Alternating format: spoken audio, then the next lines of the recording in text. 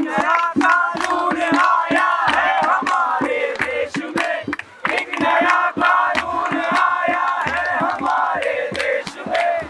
जो नहीं सरकार का वो देश का गद्दार है, जो नहीं सरकार का वो देश का गद्दार है। सवाल उठता है कि इस तरह की सांप्रदायिक जहर भरा क्यों जा रहा है। प्रधानमंत्री नरेंद्र मोदी की रैलियों में कम्युनिटी का नाम लेकर गालियां क्यों दी जा रही है। तो जवाब ये मिलता है कि जब सरकार एक संगठित रूप से जब उसे कानूनी अमली जामा पहना रही है, सांप्रदायिकता को बल दे रही है, राज्यसभा में खड़े होकर एक कम्युनिटी विशेष के खिलाफ बयान दिया जा रहा है, तो सोचे कि किस तरह से आम नागरिकों को ट्रेन किया जा रहा है कि आपको नफरत करनी है। नफरत की इसी कोशिश के खिलाफ जुटे हुए हैं लोग। आम नागरिक भी हैं, कलाकार भी हैं।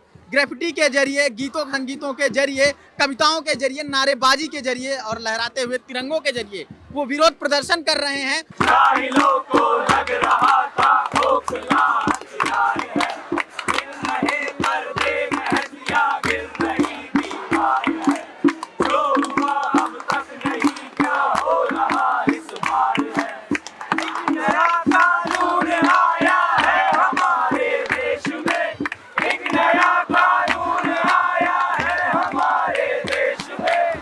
जो नहीं सरकार का वो देश का गद्दार है, जो नहीं सरकार का वो देश का गद्दार है।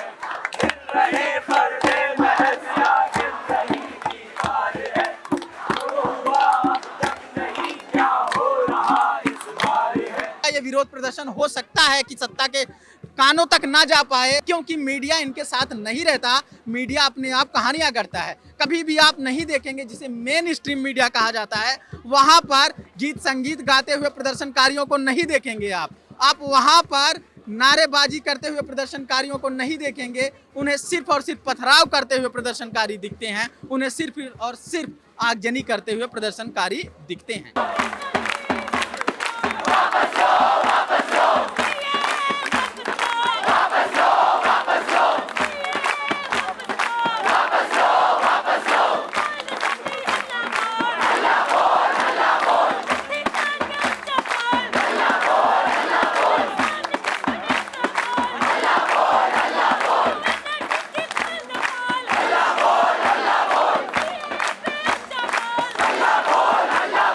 सवालों में तो दिल्ली पुलिस भी है, सवालों में तो गृह मंत्री भी हैं, लेकिन उन पर सवाल करने के बजाय जामिया के छात्र छात्राओं से सवाल करने वाले, सामाजिक कार्यकर्ताओं से सवाल करने वाले, सरकार को यहाँ से सुनाने की कोशिश की जा रही है कि शायद आप सुन सकें। अगर सुन सके काव्यात्मक रूप में तो कविता के जरिए सुनाएंगे, अगर नारों से सुन सके तो नारों से सुनाएंगे, अगर आप इशारों से सुन सके तो तिरंगा लहराकर सुनाएंगे। शायद सुन सकें और समझ सकें कि एक कौम विशेष की लॉयल्टी को बार बार चेक मत कीजिए।